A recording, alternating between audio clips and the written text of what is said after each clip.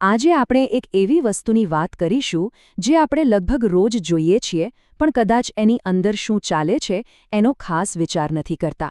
હા, power transformer.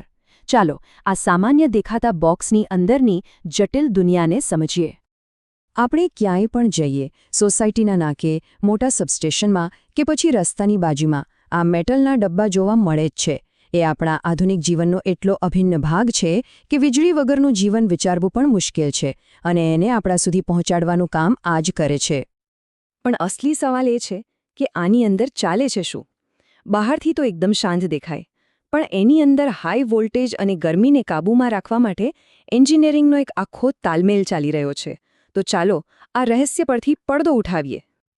કોઈપણ ટ્રાન્સફોર્મરને સમજવાની શરૂઆત એના મૂળભૂત ભાગોથી થાય છે. એ જગ્યા જ્યાં વીજળીના રૂપાંતરણનો આખો જાદુ થાય છે. અને આ જ આખી સિસ્ટમનું કેન્દ્ર છે.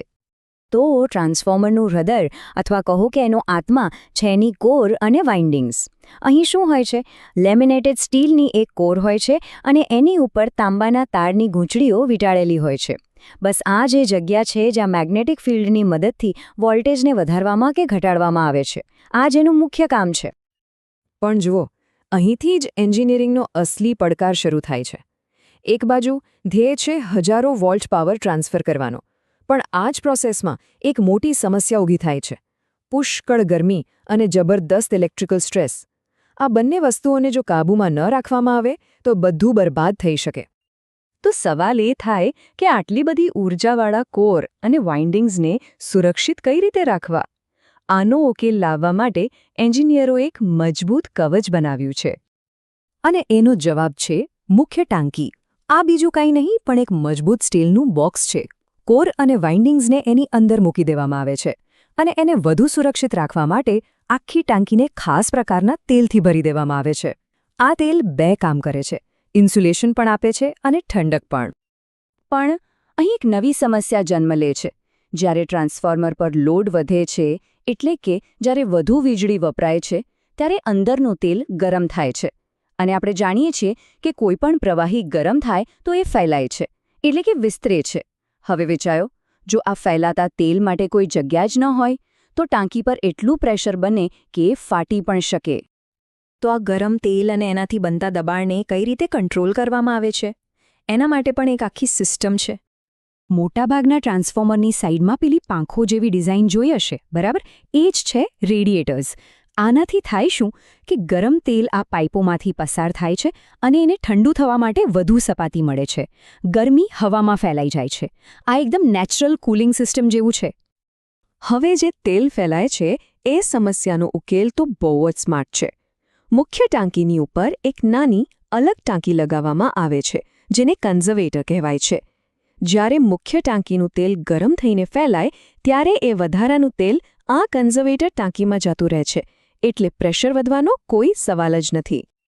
હવે અહીં એક રસપ્રદ વાત થાય છે. જેમ જેમ તેલ કન્ઝર્વેટર ટાંકીમાં ઉપર નીચે થાય છે, એમ એની ખાલી જગ્યા ભરવા માટે હવા અંદર બહાર જાય છે. એટલે કે ટ્રાન્સફોર્મર ખરેખર શ્વાસ લે છે અને શ્વાસ છોડે છે. પણ એક પ્રોબ્લેમ છે. બહારની હવામાં તો ભેજ હોય, અને ભેજ આ તેલ માટે ઝેર બરાબર છે. એની ઇન્સ્યુલેટિંગ પ્રોપર્ટી ખતમ કરી નાખે. તો એના માટે છે બ્રીધર. આને તમે ફિલ્ટરવાળા ફેફસા સમજી શકો. હવા અંદર જાય એ પહેલાં સિલિકા જેલમાંથી પસાર થાય છે, જે બધો ભેજ શોષી લે છે. એટલે અંદર માત્ર સૂકી હવા જ પહોંચે છે, જે ટ્રાન્સફોર્મરને સુરક્ષિત રાખે છે. ઓકે, અત્યાર સુધી તો આપણે બધું નોર્મલ ઓપરેશનની વાત કરી. પણ વિચારો, જો ટ્રાન્સફોર્મરની અંદર જ કોઈ ગડબડ થાય તો? એના માટે ખાસ સેફ્ટી સિસ્ટમ્સ હોય છે. આ સવાલ બહુ ગંભીર છે. જો કોઈ ઇન્ટરનલ ફોલ્ટ થાય તો તેલનું તાપમાન અને પ્રેશર સેકન્ડોમાં વધી શકે છે. આના માટે આપણને એક એવી સિસ્ટમ જોઈએ જે ખતરો પારખીને તરત જ ચેતવણી આપી દે. અને એ સિસ્ટમનું નામ છે બુકુલ્સ રિલે. આને ક્યાં લગાવવામાં આવે છે? મુખ્ય ટાંકી અને કન્ઝર્વેટરને જોડતી પાઇપની વચ્ચે. આને ટ્રાન્સફોર્મરનો ફર્સ્ટ લાઇન ઓફ ડિફેન્સ કહી શકાય, જે અંદરની કોઈપણ નાની મોટી ગરબડને તરત પકડી લે છે. આ રિલે બે સ્ટેજમાં કામ કરે છે. સ્ટેજ 1, માની લો કે કોઈ નાનો ફોલ્ટ થયો અને ધીમે ધીમે ગેસ બની રહ્યો છે.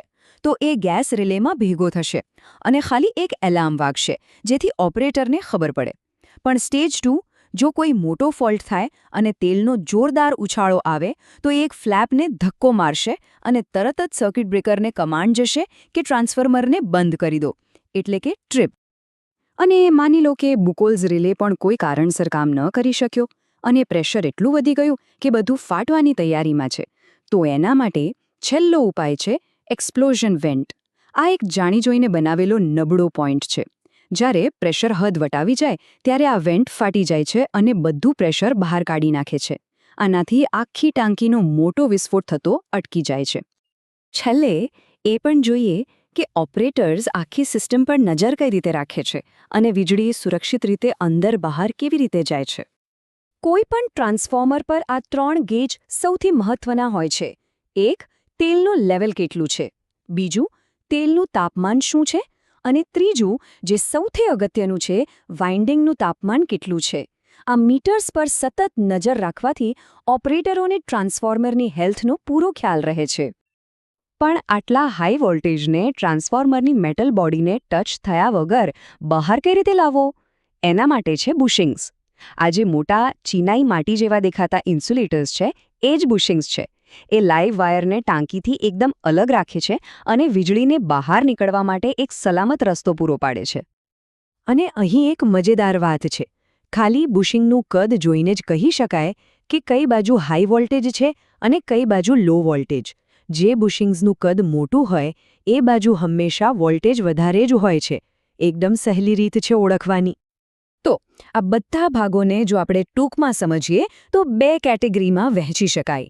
એક બાજુ છે ઓપરેશનલ ભાગો, જેમ કે કોર, વાઇન્ડિંગ્સ, તેલ, જે ટ્રાન્સફોર્મરનું મુખ્ય કામ કરે છે.